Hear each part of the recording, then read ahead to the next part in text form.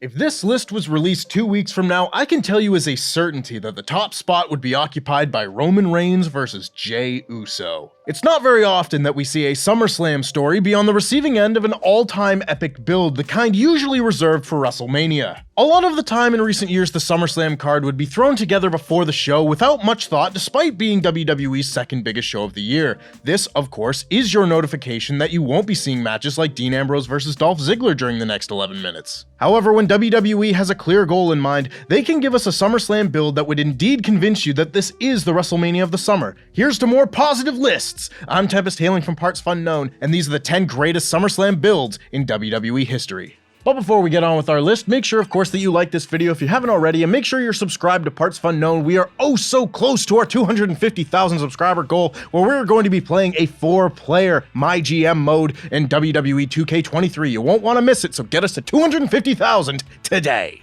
Honorable mention: Mandy Rose versus Sonya Deville 2020. Misses out on the list for really no other reason than being part of the bad times, because somehow the comedy love triangle of Otis, Dolph Ziggler, and Mandy Rose, plus Sonya Deville meddling, led to one of the best storylines of the year for WWE, culminating in a loser-leave WWE match at SummerSlam between the former Fire and Desire. It's just a shame that the year in question was the one no one will ever willingly go back and rewatch.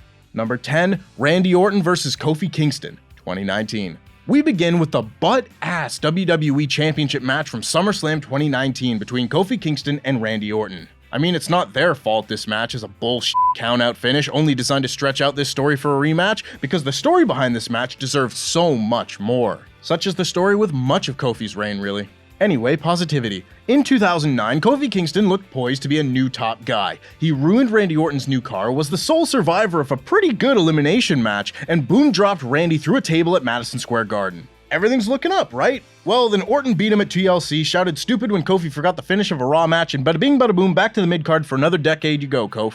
Fast forward to 2019, and Orton was consistently a roadblock in Kofi's way to get to WrestleMania, and then stood in his way again at SummerSlam, serving as the perfect final boss for Kofi Kingston's unique story. Is all that linear and told on purpose? No, but it aids the story, and wrestling is about adapting, so as far as I'm concerned, this SummerSlam had a 10-year build, and I won't hear otherwise.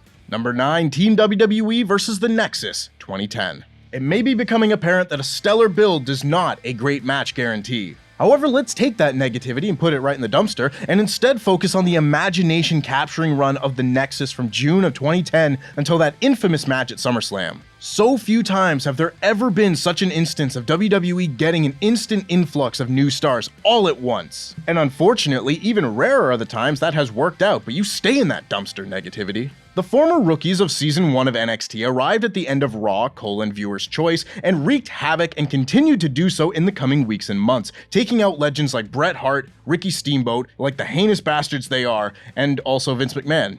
Maybe they didn't need stopping. Everyone was into this shit. And John Cena's shaky recruitment of his fellow WWE stars, friend and foe, kept tension up until the very final Raw, when the crowd was so amped up for the teams to fight that the camera was literally shaking. I mean, not how WWE usually shakes their cameras, like a good shake. Number 8, Seth Rollins vs. Edge 2021. When Edge returned to WWE in 2020, there were loads of names people fantasy booked him to face. The name at the top of virtually everyone's list, Seth Rollins. On one hand, Seth was perhaps WWE's best in-ring performer at the time. On the other, there was that time he tried to literally murder Edge. Yeah, I think they may have had some unfinished business. In 2014, the Authority was booted from WWE by Sting and John Cena's team at Survivor Series, and that lasted all of 1 month because WWE is a stupid company. God, it's in my veins. It's negativity. It's fighting its way out. Maybe I'm the problem. As we found ourselves in 2021, Seth felt that Edge had cut in line for a shot at the Universal Championship, and at Money in the Bank cost Edge said shot. Now that they had a reason to be fighting, Edge started to really get to Seth, calling him Edge Light and demanding he take the next step and be more than he was. I love storylines about wrestlers being similar and letting any anger or anxiety about those similarities drive the story. And thankfully, this build actually gave us a great match. Number 7, SummerSlam 2005. On paper, SummerSlam 2005 I think is the best SummerSlam ever. That card is stacked, loaded with excellently built matches, and also Angle vs. Eugene. What?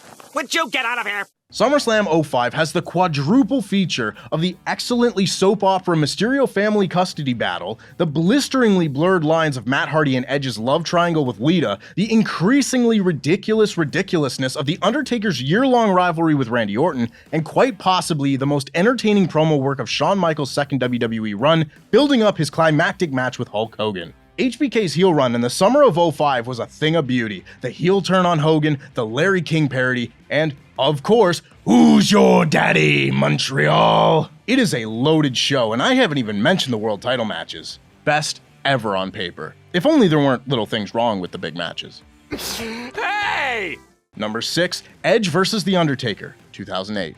Okay, 2008, surely I can't be negative about that. The Undertaker's feud with Edge was over a year long, beginning when Edge was a sneaky little sausage and cashed in Money in the Bank on Zombie Joe in May 2007 before tormenting him until WrestleMania and beyond. By the summer of 2008, Edge and Vicky Guerrero had forcibly removed the dead man from the company, but then Edge cheated on his woman and she made him fight an immortal wizard in a box. That's why you stay faithful, lads. The SummerSlam '08 pay-per-view cycle was loaded with fantastic character work from Edge, who one could classify as deranged, singling out Mick Foley to tell him what he needed to do to succeed inside Hell in a Cell, given Foley's history with the Stip, with Undertaker, and with Edge. Foley told Edge that he needed to look within himself and find the Edge that had speared him through a flaming table and made him say that he was the best wrestler in the world, otherwise Undertaker would tear him apart. Edge accepted this constructive criticism and killed Mick Foley, sending him to the hell that was TNA. I mean, that is sadistic. It's not negativity if it's aimed at TNA.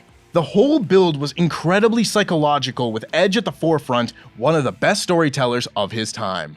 Number 5, CM Punk vs. Jeff Hardy, 2009. Nowhere in the contract does it say, under any circumstances, do not cash in on Jeff Hardy. That has always been one of my favorite quotes of this excellent rivalry. It perfectly encapsulates why the first WWE heel turn of CM Punk was so effective. It's a much slower heel turn than people remember, taking almost a full month before his turn is solidified after cashing in on Jeff Hardy at Extreme Rules. Punk was prepared to keep his morals because, in reality, he didn't do anything wrong. He just happened to step on someone more beloved than he was, thus the constant vitriol from the fans eventually had Punk lean in and say, alright, f*** you, I don't want to be a hero to you anyway. But even still, while definitely much more of a cock than he was previously, he still wasn't telling lies. That's his thing now, right? Punk was living a clean lifestyle while Jeff Hardy was a quote-unquote free spirit, and yeah, one of those is safer and healthier for sure, but like, stop being a dick about it. The best kind of heel work. A dick, but right. The rivalry of the year for 2009 culminated in the main event of SummerSlam in a fantastic TLC match, and by the time we reached it, Punk was a shadow of his former, more respective self, now an angry, self-righteous, vengeful version of himself, having completed one of the best character arcs of any wrestler of the time. Number 4, Bret Hart vs. Owen Hart, 1994. Boy, does WWE love them a brother versus brother story. Matt versus Jeff, Taker versus Kane, Edge versus Christian, but take it back to the start and you will find Bret and his brother Owen. Holders of the crown of best opening match in WrestleMania history, matters had been escalating since Survivor Series through the Royal Rumble, and they weren't yet settled with Owen's win at WrestleMania 10. Bret winning the WWE Championship later in the show didn't make Owen feel like the most important heart of the night, and he just wouldn't stand for that, winning King of the Ring and being his entertaining Owen Hart self until he and Bret met once again, this time in a steel cage match at SummerSlam 1994. There weren't very many long-term stories culminating at SummerSlam back in those days, and I suppose one could have put The Undertaker versus quote-unquote The Undertaker on this list, but one would have to have different tastes in wrestling than I. Could have said something negative there, but I'm working on it. Number 3, Triple H vs. The Rock vs. Kurt Angle, 2000. Now, granted, The Rock, the WWF champion, the biggest star in the industry at the time, was absolutely the third wheel in his own SummerSlam main event. That being said, the remaining 2 wheels made up one of the best storylines in WWE history. Well, maybe like 3/4 of a great story. They were almost there, which means I get to be 3/4 positive for this one. The Triple H, Kurt Angle, Stephanie McMahon love triangle could be looked at as the peak of WWE's soap opera and spandex style of storytelling, with everyone playing their roles to perfection and a wrestling belt drifting in and out of focus. Is the actual pay-per-view cycle prior to SummerSlam 2000 actually messy as hell? Absolutely. Did they botch the end of the storyline beyond belief because of Triple H's ego? Unquestionably. But this storyline playing out over the course of the summer was the best story of WWE's most consistently great year, and if I had a TV and a credit card in 2000, you can bet my 3.5-year-old ass would have bought this pay-per-view because of it. Number 2, The Fiend vs. Finn Balor, 2019. And now for something completely different. I maintain that the only reason people wet themselves over the thought of The Fiend was this period of time. And also the Firefly Funhouse match, yes, that too, but really, it is this build-up and this payoff. It had been some time since we had seen healed Bray Wyatt teaming with Matt Hardy in 2018, and when we got to the spring of 2019, most of WWE was pretty terrible, and amidst the mess was a brand new Bray Wyatt character. A much more different version of the character than we had seen before. I thought Matt was supposed to be the broken one. Every week, the Mr. Rogers Bray would let audiences in little by little, and then boo! Scary clown demon. Hands up if you expected that. We were then shown flashes of the Fiend, not enough for us to get a eye ache looking at him with an incessant red light, just glimpses, so when it came time for the Fiend to actually do the wrestle, everyone was incredibly intrigued by what we were going to see. It genuinely is mind-blowing to think that this build, full of subtlety, nuance, and patience, was taking place the same time as like this, or this, or this, or this, or this. Whoa, okay, too much negativity even for me. Let's go out on the highest of notes, only positivity from here on out. And number 1, Triple H vs. Shawn Michaels, 2002. Is this storyline wacky? Of course, and I do not at all feel inclined to take points away from a pro wrestling grudge match for being wacky. Some people have ring rust after being away for a couple of months with an injury, and then there's Shawn Michaels, who can step back into a WWE ring for the first time in 4.5 years and be the best in the business. One of a kind. The anticipation of HBK's first match back was palpable, brought on by the incredible work done by Triple H, Shawn Michaels, and everyone else involved to make Shawn seem as believably close to permanent injury as possible, while in reality, yeah, he was alright. And all of that isn't even considering the mountain of history shared between Trips and HB Shizzle. The countless layers of real and kayfabe love and heat between them, making for maybe the most hotly anticipated SummerSlam match of all time. And again, I must reiterate that this was Shawn Michaels coming out of retirement. And it was good! Unlike that other time!